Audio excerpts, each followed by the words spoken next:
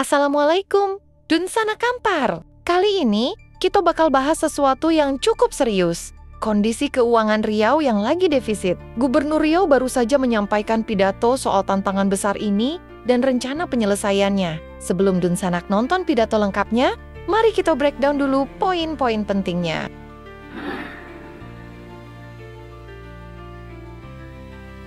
Oke, kita mulai dari masalah utama. Saat ini, Riau mengalami defisit anggaran sebesar 3,5 triliun rupiah.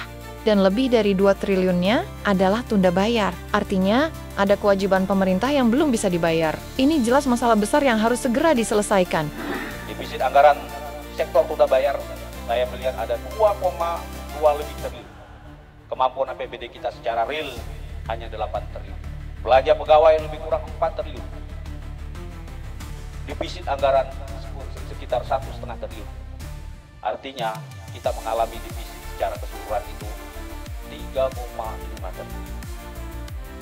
Cukup berat bagi kami mengawali pemerintahan ini. Kenapa bisa terjadi defisit sebesar ini? Salah satu penyebab utamanya adalah ketergantungan ekonomi Riau terhadap sektor migas. Saat harga minyak turun atau produksi menurun, penerimaan daerah ikut terdampak. Masalahnya, selama ini Riau terlalu bergantung pada sektor ini. Selama ini kita mengandalkan potensi migas kita, di mana lifting migas kita dari hari ke hari, dari bulan ke bulan terus melakukan terjadi penurunan decline. Oleh karena itu, kemampuan fiskal kita sangat-sangat membahayakan daerah. Tidak ada yang bisa digali, aset yang mau dijual pun tidak ada. Oleh karena itu, ke depan tantangan ini menjadi sesuatu hal yang challenge yang harus kami cari sehingga bisa daerah ini survive di kemudian hari. Jadi, apa solusinya? Gubernur menegaskan bahwa kita harus mulai melakukan hilirisasi industri. Artinya, kita nggak hanya mengekspor bahan mentah, tapi juga mengolahnya sendiri. Dengan cara ini, ekonomi bisa lebih stabil dan lapangan kerja pun bertambah. Kami yakin bahwa dengan potensi yang ada hari ini, kita berada di hinterland perdagangan dunia, ada Selat Malaka sebagai aktivitas ekonomi yang terpadat pada hari ini. Tetapi peluang-peluang itu belum maksimal kita upayakan. Dan kami yakin kami akan mengembangkan kawasan-kawasan hilirisasi sebagai sektor industrialisasi yang bisa mendorong pencapaian peluang kerja, yaitu pendapatan masyarakat serta ekonomi. Selain itu, ada juga rencana digitalisasi pemerintahan supaya pengelolaan anggaran lebih transparan dan efisien. Dengan sistem digital, kebocoran anggaran bisa dikurangi dan pelayanan publik jadi lebih cepat. Saya ingin pemerintahan ini transparan. Karena menurut saya kebocoran ada di mana-mana. Maka jawabannya adalah transparansi. Saya ingin pemerintahan saya transparansi. Saya akan buka ke publik apa yang akan dibangun, akan disusun, supaya publik tahu kebijakan gubernur apa saja sebenarnya. Oleh karena itu, dengan transparansi ini, saya akan melakukan digitalisasi, organisasi, penganggaran, dan lain-lain, agar semua stakeholder bisa mengkritisi, bisa menilai, bisa menganalisa apa dan dampaknya bagi masyarakat ketika dibangun ini, dibangun itu. Tapi tentunya, pemerintah nggak bisa kerja sendirian. Pak Gubernur mengajak semua pihak, dari masyarakat hingga dunia usaha, untuk ikut berkontribusi menyelesaikan masalah ini. Karena kalau ekonomi Riau bangkit, kita semua yang akan merasakan manfaatnya. Dari tantangan-tantangan inilah, kami berangkat menyusun misi RPJMD pada hari ini dalam kerangka memberikan kepastian terhadap daerah ini tetap berjalan, maju, dinamis, dan kami juga ingin persatuan di antara kita. Kita tahu bahwa modal dasar kita adalah heterogenitas, maka persatuan adalah sebuah jawaban yang tidak terelakkan bahwa kita kalau ingin maju. Nah, itu tadi poin-poin penting dari pidato Pak Gubernur. Sekarang, kita akan simak pidato lengkapnya. Tapi sebelum itu, jangan lupa like, komen, dan subscribe supaya Dunsana Kampar selalu update dengan info terbaru seputar Riau. Langsung saja, ini dia pidato lengkapnya.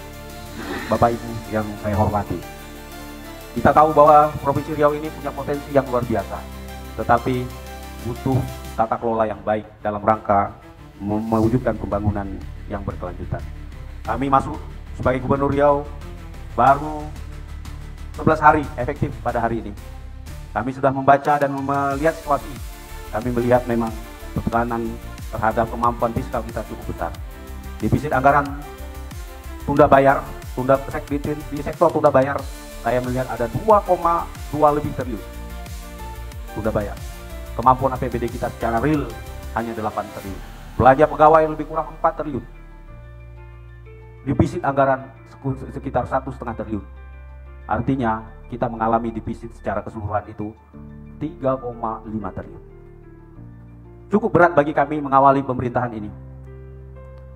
Oleh karena itu kami butuh masukan dari Bapak Ibu semuanya. Saya bisa jelaskan ini mengapa? Karena saya lihat tidak ada potensi pendapatan yang digali dari sumber-sumber lain, kecuali selama ini kita mengandalkan potensi migas kita, di mana lifting migas kita dari hari ke hari, dari bulan ke bulan terus melakukan terjadi penurunan decline. Oleh karena itu kemampuan fiskal kita sangat-sangat membahayakan daerah. Tidak ada yang bisa digali, aset yang mau dijual pun tidak ada. Oleh karena itu ke depan tantangan ini menjadi sesuatu hal yang challenge yang harus kami cari sehingga bisa daerah ini survive di kemudian hari. Tapi kami yakin dan percaya dengan tantangan ini memberikan semangat bagi kami untuk mencarikan solusi terhadap permasalahan-permasalahan yang ada dalam mewujudkan Riau bermarwah, maju dan sejahtera. Insya Allah saya berjanji di bawah kepemimpinan saya dan Pak SF Haryanto, saya yakin bisa menjadikan solusi-solusi yang terbaik bagi daerah ini.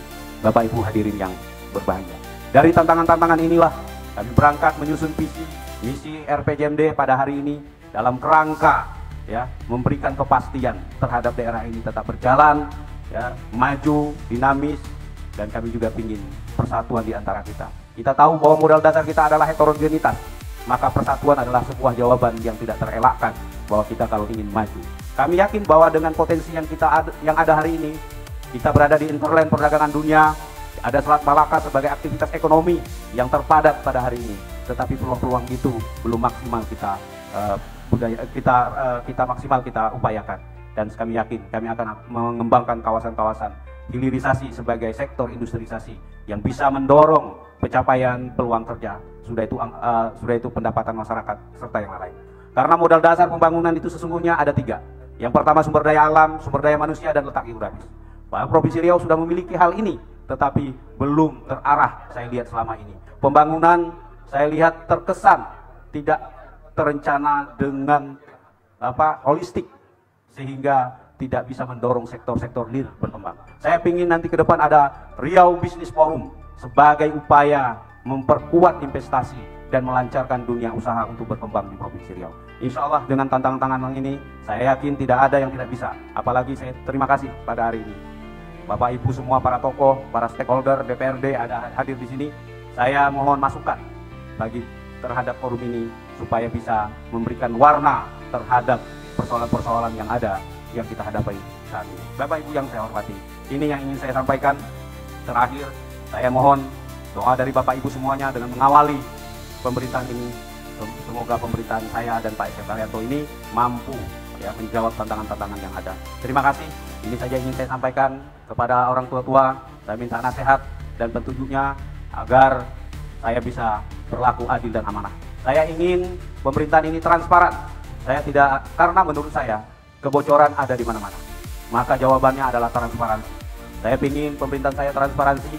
Saya akan buka ke publik apa yang akan dibangun, akan disusun, supaya publik tahu kebijakan gubernur apa saja sih sebenarnya. Oleh karena itu dengan transparansi ini, saya akan melakukan digitalisasi, organisasi, penganggaran, dan lain-lain, agar semua stakeholder bisa mengkritisi, bisa menilai, bisa menganalisa apa dan dampaknya bagi masyarakat ketika dibangun ini, dibangun itu. Oleh karena itu, nasihat, tunjuk ajar dari orang tua perlu kami mintakan.